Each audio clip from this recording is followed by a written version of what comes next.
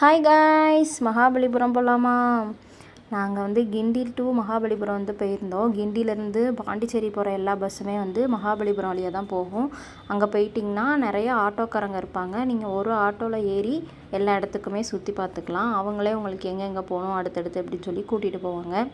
அந்த ஆட்டோக்காரங்களே வந்து சாப்பிட்றதுக்கு ஒரு இடத்துக்கு கூட்டிகிட்டு போனாங்க. டேஸ்ட்டு செம்மையாக இருந்துச்சுங்க நிஜமாக.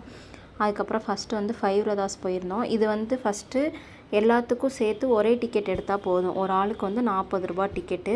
இதே நீங்கள் ஃபாரினர்ஸாக இருந்தீங்கன்னா 600 ஒரு ஆளுக்கு. ஒவ்வொரு இடத்துக்கும் போய் டிக்கெட் எடுக்கணும்னு அவசியம் இல்லை. அந்த ஒரு டிக்கெட்டே வந்து நீங்கள் எல்லா இடத்துக்கும் காட்டிக்கலாம். 5 பிரதாஸ் போயிட்டு நல்லா சுற்றி பார்த்துட்டு இருந்தோம். நிறையா ஃபோட்டோஸ் ரீல்ஸ்லாம் எடுத்துகிட்டு இருந்தோம். 5 பிரதாஸ் பார்த்து முடிச்சுட்டு செகண்டு பார்த்திங்கன்னா மைசாமர்தினி கற்குகை மண்டபம் அந்த இதுக்கு தாங்க போயிருந்தோம். கீழேருந்து மேலே ஏறி போகிற மாதிரி இருந்துச்சு. மேலேருந்து வியூ பாயிண்ட் வந்து செம்மையாக இருந்துச்சு. பக்கத்துலேயே வந்து புதுசாக லைட் ஹவுஸ் வந்து வேலை நடந்துகிட்டு இருந்துச்சு. இங்கேருந்து கடலை பார்க்குறதுக்கு அவ்வளோ அழகாக இருந்துச்சுங்க. இந்த இடத்துலையே கீழே வந்து வாட்டர் பாட்டில் இதெல்லாம் விற்பாங்க. அந்த மேலே ஏறுற இடத்துல விற்பாங்க. அங்கே வந்து வாங்காதீங்க, ரேட்டு கூட இருக்கும். அதுக்கு வெளியே இருக்கிற கடைகளில் வாங்கிக்கலாம்.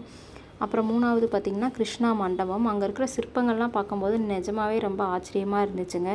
வெயிலுக்கு ஒரு இளநியை குடிச்சிட்டு அப்படியே சர்ன்னு சரிக்கிட்டே கிருஷ்ணா பட்டர்பால் போனோம். அந்த கல் வந்து அப்படியே நிற்கும் அந்த இது மேலே. எப்படி நிற்கிதுன்னு எல்லாருக்குமே ஒரு ஆச்சரியம். அங்கேருந்து நிறைய பேர் நல்லா ஃபோட்டோலாம் எடுத்துக்கிட்டோம். அப்புறம் 4வதாக பார்த்திங்கன்னா சீஷோர் டெம்பிள் போனோம். கடற்கரை கோயில் போயிருந்தோம்.